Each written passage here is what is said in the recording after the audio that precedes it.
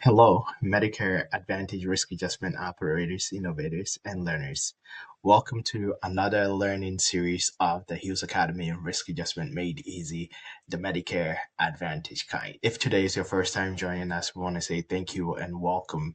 If you have been learning with us, we also want to say thank you for joining us today as well as we proceed on the topic that we have been looking at throughout this month. I am your host tutor, Dr. Prince Bewa. If you have not subscribed to our channel yet, I'll encourage you to subscribe, to like, to share, because it helps you not to miss anything that we release and also help us to reach a wider audience. Throughout this month, we've been covering the Plan Communications User Guide. If you are new to today's, I will encourage you to look at the first two videos ahead of this because we looked at what is the PCOG and looked a little deeper into it from last week's, and we are picking up from there so that you don't get lost. Let's get into today's. Today, we'll be looking specifically at the file layouts that are in the Plan Communications User Guide. From last week, we learned that the file layout take a bulk percentage of the content in the Plan Communication User Guide. And today, we'll take an extra step at looking at file layout anatomy and how you can quickly navigate through them and use them for your work. And here's the link again to the Plan Communications User Guide. I will encourage you to download your copy and then you can follow through as we study together. The file layouts is where the PCOG really gets real. We'll learn to read the file layout table. As you read one, you are very likely to read all the 111 of them. They might have some slight variations here and there, but as you get a general framework of how the file layouts are laid out in the Plan Communications User Guide, you will be able to navigate through that quickly.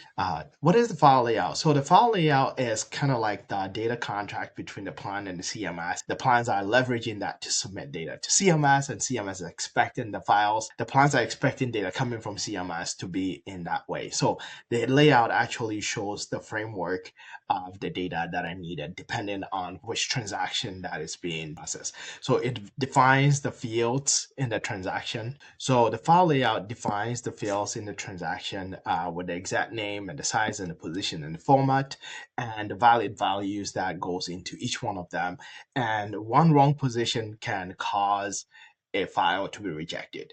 So the file layout is very critical in this, and that is the bulk use of the Plan Communication User Guide. And you can see from the table of contents, there are several file layouts that are in this Plan Communication User Guide. As you navigate through the Plan Communication User Guide, you'll see file information details, and this is just one example of the table that you will see here. This is the BEQ request file, the beneficiary eligibility query request file. And these tables are seen across the Plan Communications User Guide, and it will tell you which system it is coming from. This from here is the MBD.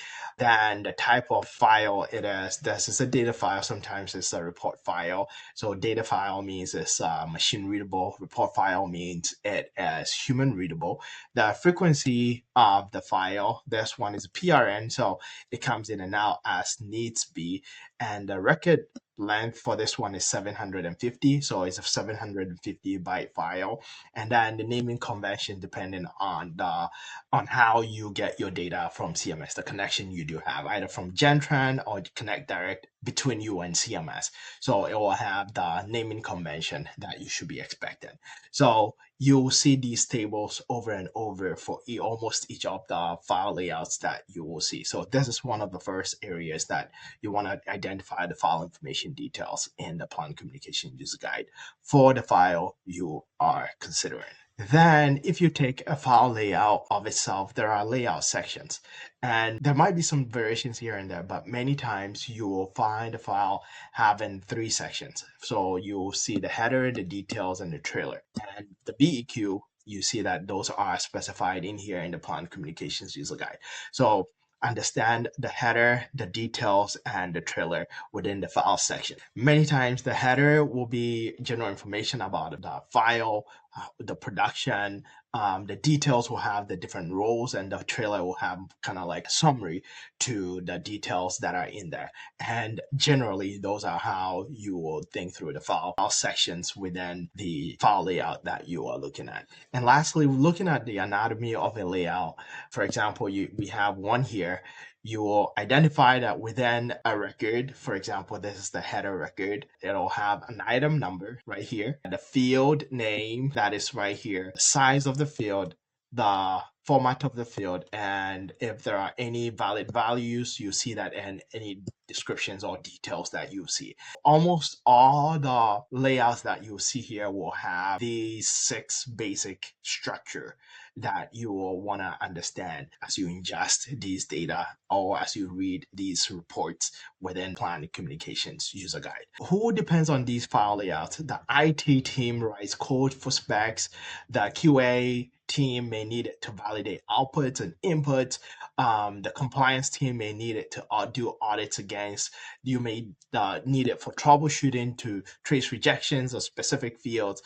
And this is the level of precision that is needed as you communicate between the CMS and also between a health plan as you work through enrollment, as you work through risk adjustment, as you work through several other ways in there. So knowing the Plan Communication User Guide is very critical for operations and even for policy, for compliance, because it really drives a bulk percentage of your communication between a plan and CMS between a plan and CMS and the plan within this Medicare Advantage and Part D and PACE programs. And this is why it's really critical that your team from an interdisciplinary team understands these plan communication user guides and the layout as you work correctly within this system. Otherwise, next week we will look at the newest version of the Plan Communications User Guide and look at what changed and how you can continually stay current with the Plan Communication User Guide. So we will end here for today. If you have not subscribed to our channel, I will encourage you, if this was helpful, to share with others, to subscribe, to like, because it helps us reach a wider audience. If you are not already on our email list, I will invite you to our email list. Go to www.thehealsacademy.com/risk adjustment made easy. And you will get the chance to, you can enter your email and you get the chance to get our signature gift from Chaos to Clarity, the Essential Comparison Cheat Sheet on Medicare Advantage risk adjustment data sources, which will be for you for free. Thank you for joining us today. Otherwise, we'll catch you again, same time next week. Bye for now.